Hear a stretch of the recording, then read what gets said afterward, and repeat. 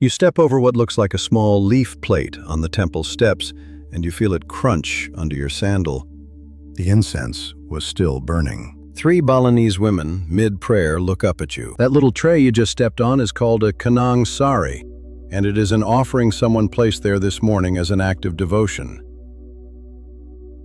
Here is what nobody tells you before you visit a temple in Bali. There are about 6 of these small rules, and getting them right costs you nothing. Around 10,000 rupees for a sarong at the gate, and a bit of attention. Get them wrong, and you become the story locals tell for a week. Let me walk you through them. Most travelers walk into a Balinese temple thinking of it as a monument, something built a long time ago that you visit, photograph, and leave. That is the wrong frame. A Balinese temple is a working building. There are people using it right now this morning for the same reason they used it last Tuesday. You are not touring a ruin. You are walking through someone's living room during a quiet family moment. Once you see it that way, the rules stop feeling like rules. They start feeling obvious. So, here is what is going on underneath. The mental model most visitors bring is sacred site. Big, distant, formal. Something you approach carefully because it is old. The real mechanic is closer to the opposite. Balinese Hinduism runs on a daily rhythm of small acts, the little palm leaf trays you see everywhere, on temple steps, on shop thresholds, on the seat of a parked motorbike. Those are placed 3 times a day, around 9 in the morning, around noon, around 6 in the evening. Someone knelt down, lit the incense, said a short prayer, and moved on with their day. So when you step into a temple compound, you are not entering a museum. You are entering the middle of somebody's ongoing conversation with the invisible. The volume in there is low because a conversation is happening. The offerings are on the ground because that is where they belong.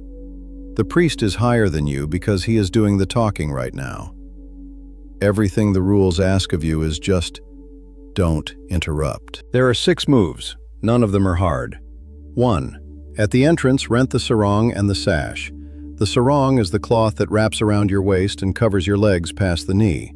The sash, called a selendang, ties around your waist over the sarong. Most temples lend or rent them for around 5 to 10,000 rupees, which is under $1. Wear both. Skip the sash and some temples will turn you around at the inner gate, and you will have walked all the way up there for nothing. This applies to men and women equally. Shorts are not enough. A long skirt is not enough. You want the sarong and the sash. 2. Look down as you walk. Those little woven trays on the ground are Canang sari. If the incense stick is still burning or smoking, that offering is active. It was placed within the last hour or 2. Step around it, not over it, and definitely not on it. Nobody expects you to notice every single one. Accidents happen and locals are gracious about them. What people remember is the traveler who saw the offering, saw the incense, and stepped on it anyway for the photo. 3.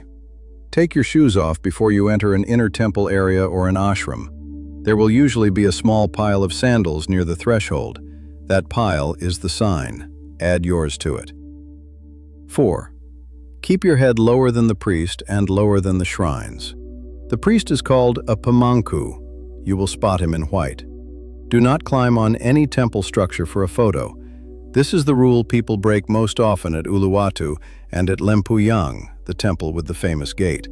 A photo of you sitting on top of a shrine is not a good photo. It is the photo that gets a temple closed to tourists for a month. 5. Lower your voice the moment you cross the gate. No shouting across the courtyard to your friend, no laughing loudly at something on your phone. The Balinese belief is that harsh voices disrupt the harmony of the place, and even if you do not share the belief, you can feel the room change when someone violates it. Speak the way you would speak in a hospital ward. That is roughly right. 6. If you want to leave a donation, 20,000 rupees is a normal amount at a village temple. At a big one like Bisaki or Tanah Lot, a bit more. Hand it over with your right hand or with both hands. Never with just the left hand.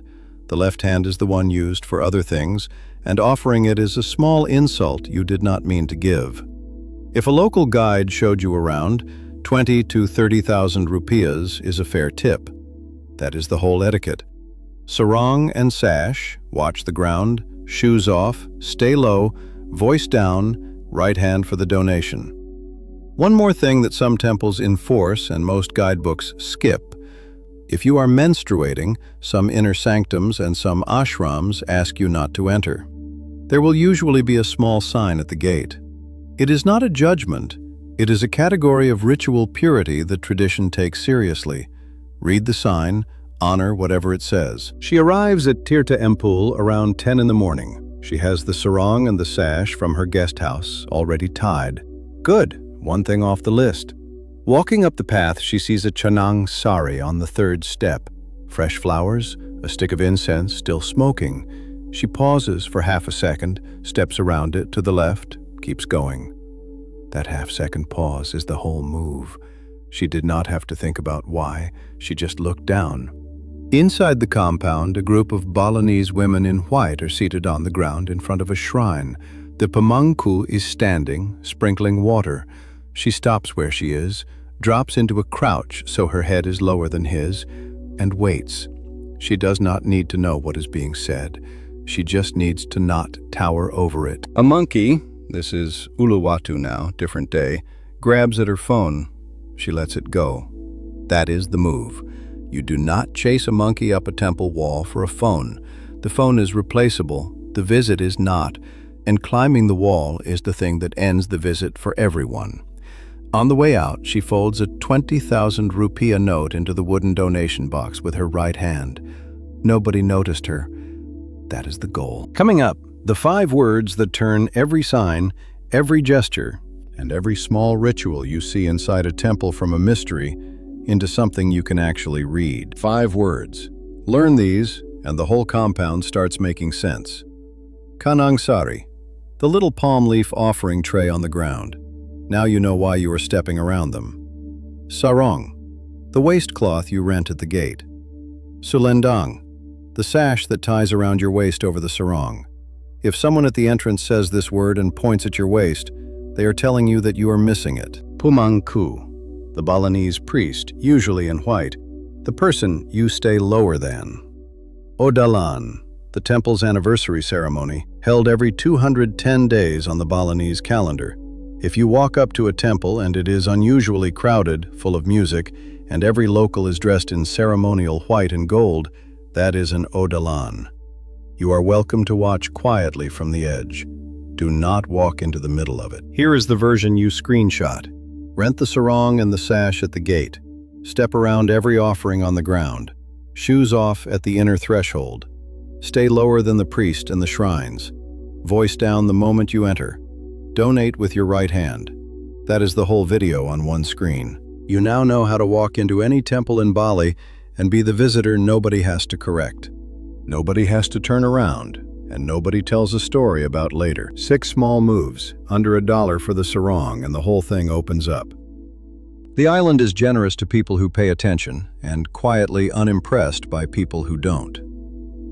One more thing. You just picked up 5 Indonesian words.